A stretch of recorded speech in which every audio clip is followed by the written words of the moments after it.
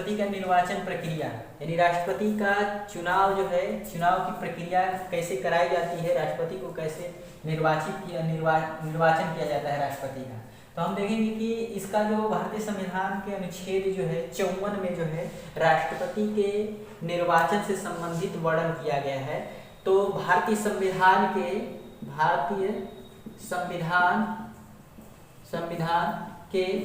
अनुच्छेद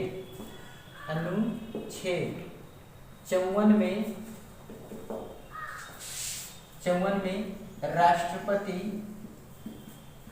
राष्ट्रपति के निर्वाचन प्रक्रिया का वर्णन किया गया है। राष्ट्रपति का जो निर्वाचन होता है, राष्ट्रपति का निर्वाचन एकल संक्रमणीय मत पद्धति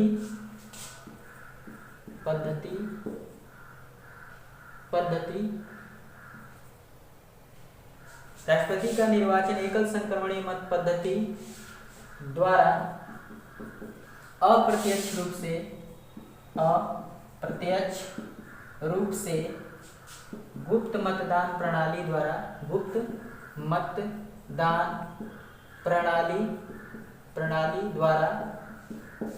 किया जाता है तथा इसके चुनाव में राष्ट्रपति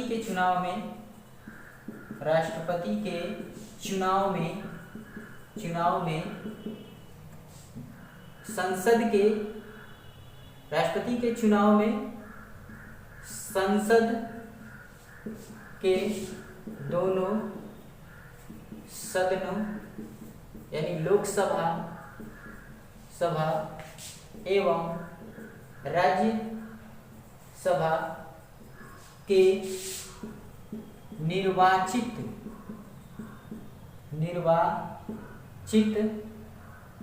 सदस्य, लोकसभा एवं राज्यसभा के निर्वाचित सदस्य राज्य विधान सभाओं के निर्वाचित सदस्य एवं दिल्ली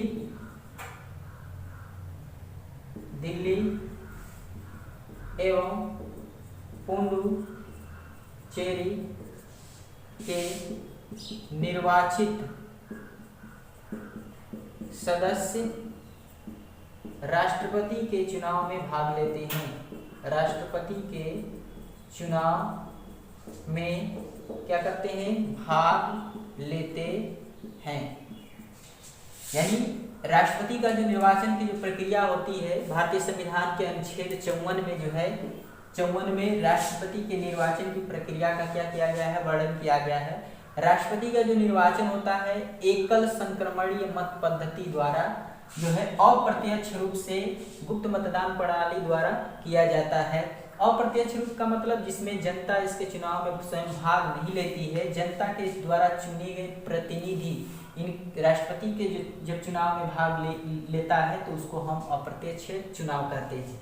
मतलब गुप्त मतदान प्रणाली द्वारा होता है, किसी को दिखाया नहीं जाता है। राष्ट्रपति के चुनाव में कौन कौन से भाग लेते हैं? तो राष्ट्रपति के चुनाव में जो है संसद के दोनों सदनों लोकसभा और राज्यसभा के निर्वाचित सदस्य, राज्य विधानसभाओं के निर्वाचित सदस्य एवं दिल्ली केंद्र शासित प्रदेश जैसे केंद्र शासित प्रदेश दिल्ली और पुडुचेरी के निर्वाचित सदस्य राष्ट्रपति के चुनाव में क्या करते हैं? भाग लेते हैं। एकल संक्रमणीय मत का मतलब होता है एकल संक्रमणीय मत पद्धति का मतलब होता है कि राष्ट्रपति का जो चुनाव होता है, राष्ट्रपति का चुनाव में खड़े उम्मीदवारों को ये निर्वाचित सदस्य अपना मत देते हैं और ये मत तो देते ही हैं अपना राष्ट्रपति के चुनाव में, लेकिन ये उम्मीदवारों को निर्वाचित जो सदस्य होते हैं, ये लोकसभा राज्यसभा के निर्वाचित सदस्य, राज्य विधानसभाओं के सदस्य, दिल्ली और पांडिचेरी के निर्वाचित सदस्य, ये तो इनके चुनाव में भाग लेते हैं। साथ साथ भाग लेने पर यदि किसी राष्ट्रपति के चुनाव में यदि राष्ट्रपति के चुनाव में दो उम्मीदवार खड़े हैं तो ये निर्वाचित सदस्य दोनों उम्मीदवारों को अपना मत दे सकते हैं, लेकिन इसमें प्रथम मत की वरीयता होती है कि ये निर्वाचित सदस्य अपना प्रथम मत जो है किसको जो है दे रहे हैं, किस उम्मीदवार को दे रहे हैं। राष्ट्रपति द्वारा शपथ ग्रहण, यानी राष्ट्रपति शपथ ग्रहण कैसे लेता है, राष्ट्रपति को शपथ ग्रहण जो है कौन दिलाता है और ये अपने शपथ ग्रहण में क्या क्या चीजें कहता है, प्रतिज्ञा में क्या क्या चीजें कहता है। तो राष्ट्रपति का जो शपथ ग्रहण का वर्णन है संविधान के राष्ट्रपति के शपथ ग्रहण का वर्णन संविधान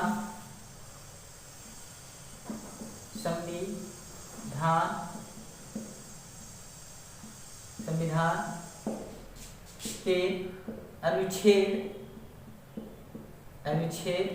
60 में किया गया है।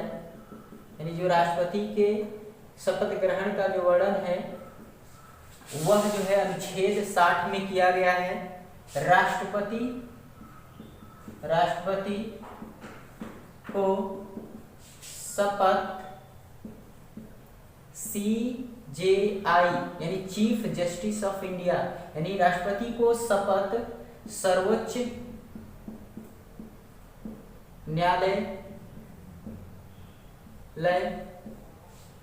के मुख्य न्यायाधीश इसकी गोपनीयता की शपथ दिलाते हैं, इसकी गोपनीयता की शपथ दिलाते हैं एवं इनकी अनुपस्थिति में राष्ट्रपति को शपथ सर्वोच्च न्यायालय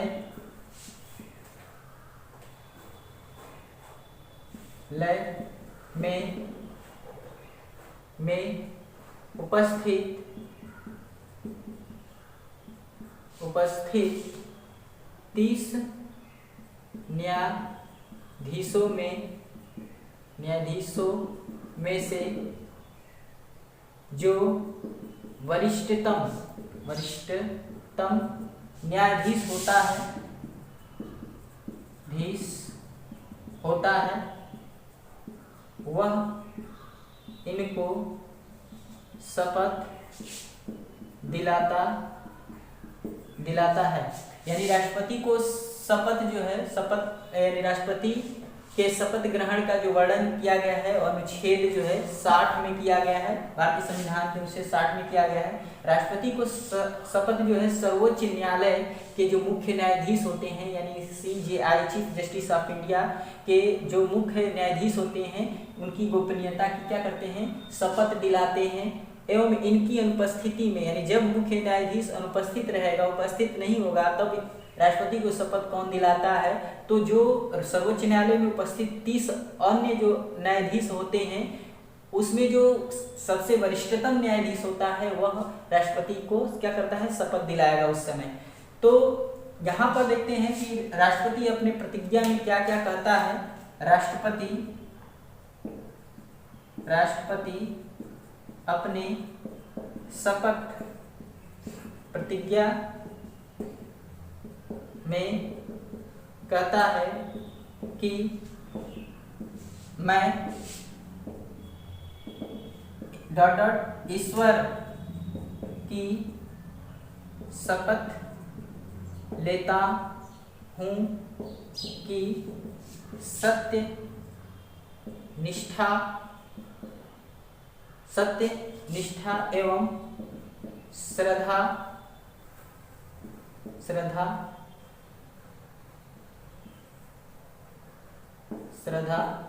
से सच की निष्ठा एवं श्रद्धा से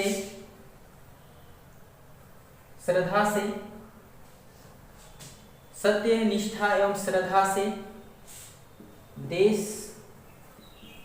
की सेवा करूँगा एवं संविधान के नियमों का पालन करूँगा एवं जनता की सेवा एवं कल्याण में निरत रहूँगा। यानी राष्ट्रपति अपने शपथ प्रतिज्ञा में कहता है कि मैं ईश्वर की शपथ लेता हूँ। यदि मान लीजिए कि रामनाथ कोविंद को जो राष्ट्रपति बने होंगे तो वो अपना शपथ ले होंगे कि मैं रामनाथ कोविंद ईश्वर की शपथ लेता हूँ कि सत्यनिष्ठा एवं श्रद्धा से देश की क्या करूँगा? देश की सेवा करूँगा। देश की क्या करूँगा? सेवा करूँगा। देश की सेवा करूँगा एवं संविधान के नियमों का क्या करूँगा? पालन करूँगा एवं जनता की सेवा एवं कल्याण में अपना क्या रहूँगा? निरत रहूँगा। राष्ट्रपति का वेतन एवं भत्ता। तो अगला जो ये टॉपिक है राष्ट्रपति का वेतन एवं भत्ता। तो राष्ट्रपति को वेतन जो है संचित निधि द्वारा दिया जाता है। राष्ट्रपति का जो वेतन दिया जाता है राष्ट्रपति को वेतन भारत की संचित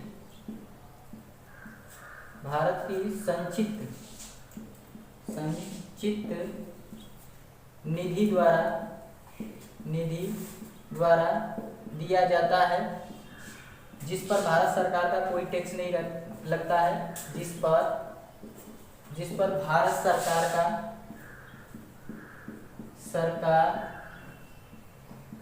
का कोई टैक्स नहीं लगता है या इसके वेतन में कोई कटौती नहीं की जाती है।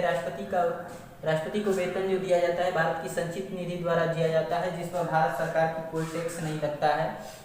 इसके बाद इसे जो है राष्ट्रपति का वेतन 1.5 लाख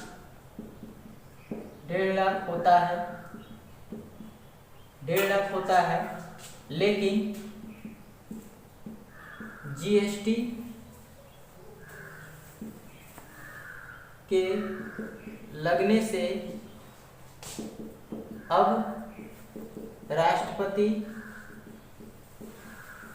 को वेतन 5 लाख दिया जाता है। अब राष्ट्रपति को वेतन 5 लाख रुपया दिया जाता है, 5 लाख दिया जाता है। उसके बाद जो है राष्ट्रपति जब सेवानिवृत्त होता है,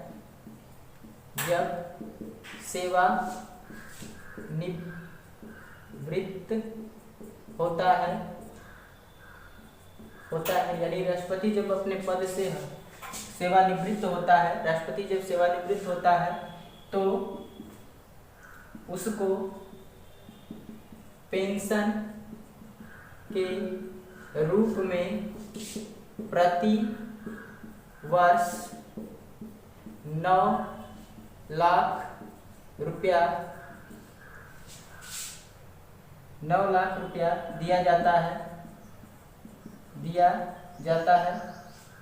यानी एक प्रति माह जो उसको 15 लाख रुपया दिया जाता है, लेकिन जीएसटी के लगने से अब राष्ट्रपति का वेतन प्रति माह जो है 5 लाख कर दिया गया है। राष्ट्रपति जब सेवानिवृत्त होता है तो उसको पेंशन के रूप में प्रति वर्ष जो है 9 लाख या वार्षिक जो है 9 लाख रुपया दिया जाता है, तथा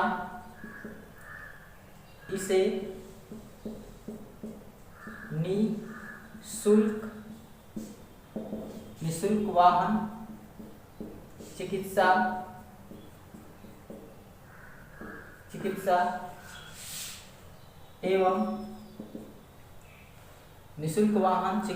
एवं आवास आदि प्रदान किया जाता है।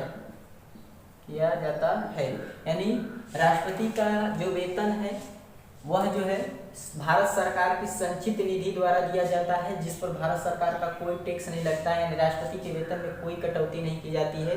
राष्ट्रपति का वेतन जो है 5 लाख रुपया होता है। पहले 5 लाख रुपया था, लेकिन जीएसटी के लगने से अब राष्ट्रपति का वेतन क्या कर दिया गया है लेकिन जीएसटी के लगने से अब राष्ट्रपति का वेतन 5 लाख रुपया कर दिया गया है। राष्ट्रपति जब सेवानिवृत्त होता है, अपने पद से को छोड़ता है, तो उसको पेंशन के रूप में प्रति वर्ष 9 लाख रुपया दिया जाता है। यानी उसको प्रति वर्ष 9 लाख रुपया दिया जाता है, तथा इसे निःशुल्क वाहन चिकित्सा एवं आवास रहने के लिए क्या किया जाता है, प्रदान किया जाता है, दिया जाता है।